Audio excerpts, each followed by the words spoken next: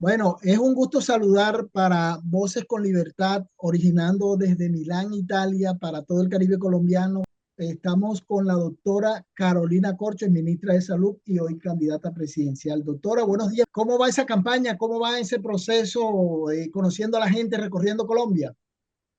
Bueno, venimos ya en un proceso inicialmente estábamos en una labor pedagógica alrededor de la reforma a la salud que terminó siendo una labor pedagógica sobre el conjunto de las reformas sociales y a partir de ahí pues ya la gente empezó a proponerme como precandidata presidencial en las bases sociales del progresismo y estamos en esa tarea en este momento. Bueno, doctora, usted que es conocedora del tema, hay una problemática muy grande en Colombia en este momento, que es el tema de la salud. No se ha podido resolver y la gente de a pie es la que está sufriendo los rigores de todos los gobiernos anteriores y también de este gobierno y del mal manejo que se le ha dado en el Congreso y todo lo que ha sucedido. ¿Qué hacer para que la gente de a pie le lleguen soluciones? Porque la situación es crítica. Bueno, ciertamente tenemos una crisis de la salud acumulada, es un problema estructural, financiero de hace mucho tiempo que lo paga el ciudadano de a pie. Y por eso fue que se presentó una reforma estructural porque sabíamos que el sistema de salud no iba a poder salir adelante con pañitos de agua tibia, como los que siempre se han puesto, e iba a seguir su camino y su deterioro. Desafortunadamente, en la Comisión Séptima del Senado se presentó la postura mucho más, digamos, obstruccionista, que no ha permitido el avance de esta reforma a la salud. Esta reforma ha pasado 2 veces por la Cámara de Representantes, se archivó sin ningún argumento en la Comisión Séptima del Senado y ahorita surtió una dilación absurda en la Comisión Séptima del Senado en una indolencia enorme frente a un sector que necesita ya una respuesta, una salida de fondo para iniciar una transición que saque el sistema de esa crisis y esa es la situación que tenemos actualmente. El 20 de julio se reinicia el debate, pero yo no sé si haya la suficiente conciencia de la mayoría de los senadores de la República de la Comisión Séptima de que esto ya lo tiene que parar y solo lo puede parar el Congreso de la República. El gobierno ciertamente puede hacer cosas, administrar la crisis, uno puede administrar la crisis mejor o peor, pero la solución de fondo está en el Congreso de la República y en la actuación de los organismos de control que deben pasar ya a ejercer sanciones ejemplarizantes sobre quienes presuntamente están saqueando hoy el sistema de salud, que también es una de las explicaciones de por qué el ciudadano a pie se encuentra mal. Doctora, acaba de salir un informe de la Contraloría, usted lo ha comentado, donde hay una deuda acumulada muy grande que sigue creciendo. ¿Qué opina usted de ese informe que es crudo, que es real y que preocupa? Porque esto va a estallar, ya el sistema no aguanta más. Bueno, lo primero es que me parece muy importante que la Contraloría General de la República emita un informe, pero uno esperaría mucho más de la Contraloría en el sentido de que ya la Contraloría hace un año, más de un año y medio, había dicho que había un déficit de 12,5 billones más o menos, de más de 2 billones de pesos de reservas técnicas. Esto es, recursos que tenían que tener las EPS en bancos para respaldar las deudas. La Contraloría ya lo dijo hace un año y medio y no hay sanciones, no hay disuasión, no hay aperturas de investigaciones fiscales responsables, acciones sancionatorias, entonces no hay disuasión para que en el sistema esto no siga pasando. Ratifica entonces ahora de la Contraloría que la situación empeoró, pero además hace un año la Contraloría General de la República dijo que había un presunto saqueo de 11,3 billones de pesos en el año 2020 de la pandemia. No hay actuaciones hasta ahora respecto a eso. Entonces nos parece muy importante la radiografía de la Contraloría, pero la Contraloría tiene que ir mucho más allá, porque en este momento podría estarse perdiendo mucha plata de los colombianos para que no haya atención en medicamentos, donde la gente lo que vive es que no le entregan sus medicamentos sin ninguna acción contundente de la Contraloría ni de la Fiscalía General de la Nación. Doctora, el gobierno Petro intervino Sanitas Ya vimos todo lo que ha pasado. De parte de Sanitas dicen que recibieron, la intervención fue perjudicial también para Sanitas. ¿Cómo ve usted todas estas intervenciones que se han dado y por qué no dan resultado las intervenciones? El sistema de salud siempre ha estado intervenido. Eran 157 EPS y van ya 29 EPS. Se han intervenido y liquidado más de 110 EPS. Ninguna intervención termina bien en este gobierno ni en ningún gobierno, porque cuando tú ya intervienes un EPS es porque ya viene en quiebra. Y Sanitas ciertamente ya venía en quiebra, con deudas que superaban 1 billón de pesos a los proveedores, déficit de reservas técnicas enormes que no tenían apalancados para las deudas y se deterioró de repente de un año para el otro, pero además hay unos delitos que se le imputan a Sanitas y al grupo que era el TI, muy graves. Delitos como utilizar recursos públicos para financiación de campañas y partidos políticos hoy opositores de la reforma. Frente a eso, esa denuncia duerme el sueño de los justos en el Consejo Nacional Electoral, pero también hay denuncias de doble contabilidad. Ojo, doble contabilidad con el manejo de recursos públicos donde reportan a la Cámara de Comercio unas cifras y reportan a la superintendencia otras, con diferencias hasta de 800.000 millones, de 500.000 millones, lo cual es gravísimo. Era una empresa que cuando se intervino ya estaba francamente en quiebra y tiene varias denuncias de presuntos delitos complicados en el país, pero no tenemos respuestas de los organismos de control. Doctora, si usted llega a ser presidente, porque en ese camino está, ¿cómo va? Porque yo veo muy complicado todo lo que está ocurriendo con el Congreso, la polarización, el enfrentamiento con el Ejecutivo, lo que se está viviendo. Y no sé si este gobierno en este año que quede alcance a tramitar la reforma. Si usted acaso llega a ser presidente, ¿cómo va a lidiar con el Congreso que tienen sus intereses, que vienen desde los clanes políticos, que hay mucha politiquería, hay muchos intereses? ¿Cómo hacer para que 4 años más no suceda lo mismo y la gente se siga muriendo y no reciban los medicamentos?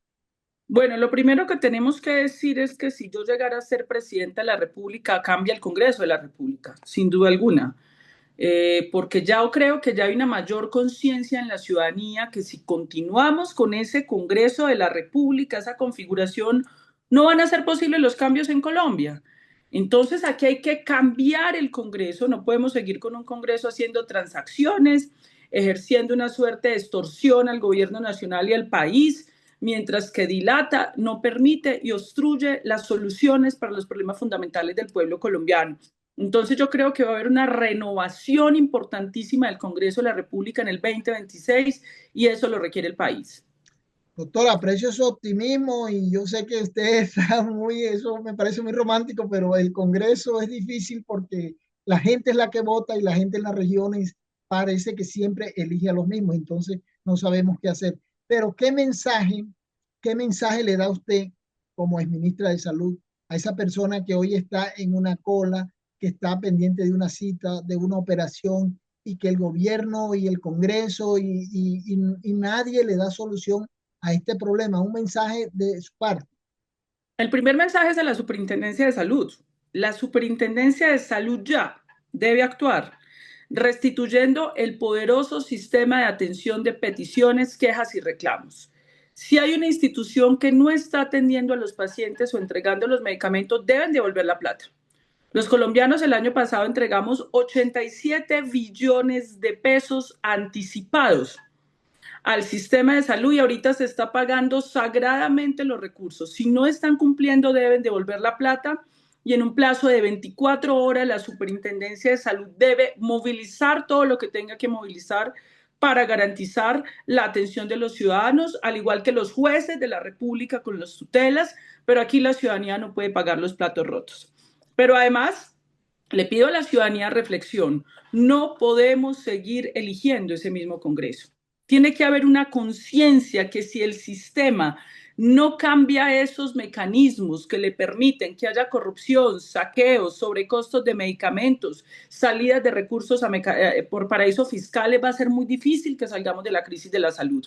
La reforma propone 5 mecanismos anticorrupción, doble auditoría para que sea absolutamente claro en qué se están gastando la plata, pago directo a clínicas y hospitales para que no haya excusa de que no hay los recursos para atender a la gente, sistema de información público para que todos los colombianos veamos dónde va cada peso y que se vaya la atención de los pacientes, y control social de estos recursos para que la ciudadanía pueda hacer una veeduría. Pero eso requiere que el Congreso lo apruebe. Doctora, ¿eso no es estatizar el sistema?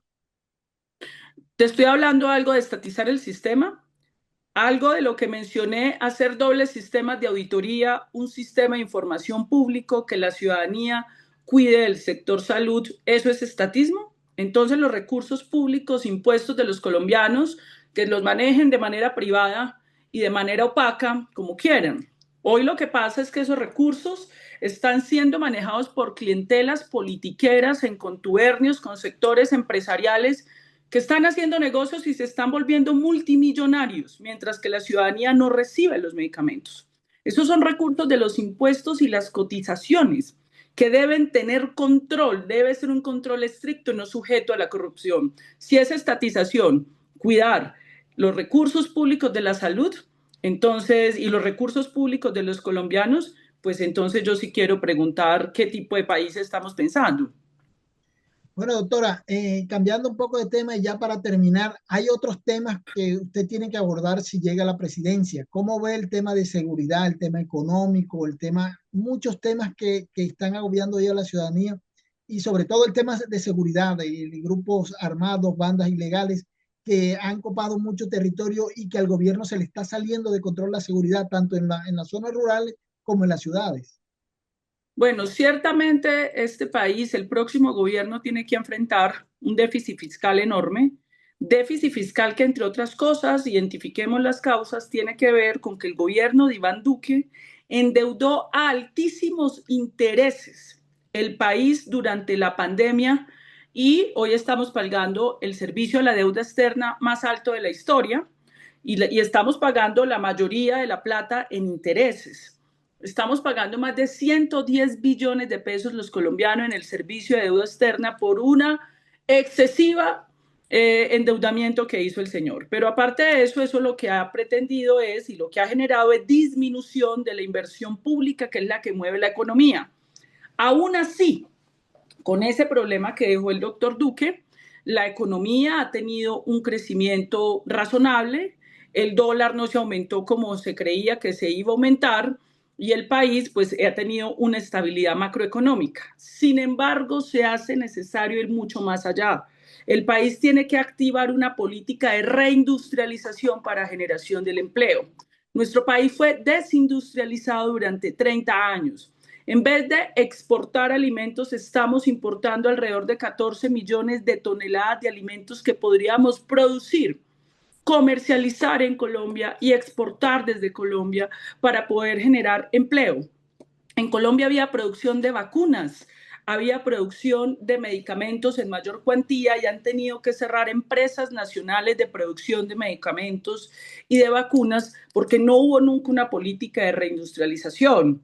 Teníamos industria textil, teníamos industria metalúrgica y siderúrgica, y todas esas industrias, además de la transición energética, deben ser impulsadas de manera estratégica para que no sigamos en la inestabilidad. Es una economía muy frágil, es una economía reprimarizada. ¿Qué quiere decir esto? Que se extraen los minerales directamente y salen del país y luego nos los venden transformados, porque no tenemos una inversión para poder hacer transformación, una industria que transforme, que abastezca y exporta. Y eso es un cambio del modelo económico que ya lo tenemos discutido y estudiado con varios expertos que construyeron el COMPES de reindustrialización del presidente Gustavo Petro. Bueno, doctora, para el final, un saludo a todos los oyentes y televidentes del Caribe que la han escuchado atentamente y que todavía siguen con la esperanza de que haya algún cambio, sobre todo en el tema de salud. Bueno, para la gente del Caribe, y la otra pregunta que me hiciste sobre seguridad, porque sé que es un problema grave, yo creo que hay que hacer un replanteamiento de la política de paz total, hay que hacer una revisión y un rediseño. Esa política de paz total para las ciudades del Caribe, por ejemplo, como Barranquilla, donde ya tenemos un problema de narcotráfico, de bandas Estructural. juveniles ligadas al narcotráfico, que hay que reconocerlo. Si tú no reconoces el problema, no lo vas a resolver. Yo creo que el gobierno, el siguiente, tendría que presentar ya un proyecto de ley de marco jurídico de acogimiento, sometimiento de estas bandas para desmantelar estas bandas ligadas al narcotráfico. Ese es un tema estructural que hay que ir manejando. Pero aparte de eso, sí se hace importante la coordinación de los gobiernos locales con los organismos de inteligencia, contrainteligencia y la Fuerza Pública Nacional para poder hacer soberanía y presencia en el territorio. No puede haber lugar vedado en el territorio nacional para la fuerza pública y las fuerzas democráticas. Eso también hay que tenerlo claro. Entonces dejo el planteamiento, ya podríamos hablar más a fondo y en detalle sobre este tema, pero sí creo que tiene que haber una revisión de la política de paz total que va a favorecer al Caribe. El Caribe ha sido uno de los bastiones más importantes del progresismo, porque se ha creído en el cambio. Un cambio no se hace de un año para el otro. Los niveles de exclusión y los problemas de Colombia son muy profundos. Se va a necesitar la incontinuidad de un proyecto político democrático que termine por que represente y resuelva los problemas de las mayorías del pueblo colombiano. Ya no pueden seguir unas élites oligárquicas minoritarias ejerciendo, digamos, una exclusión permanente sobre nuestro pueblo, y yo creo que las ideas del presidente deben continuar gobernando a Colombia. Doctora Carolina Corcho, muchas gracias por acompañarnos en Noticias con Libertad y en el diario La Libertad. De verdad, un gusto poder hablar con usted. Bueno, muchas gracias. Un Muy abrazo. amable. Gracias. Hasta Vale. luego.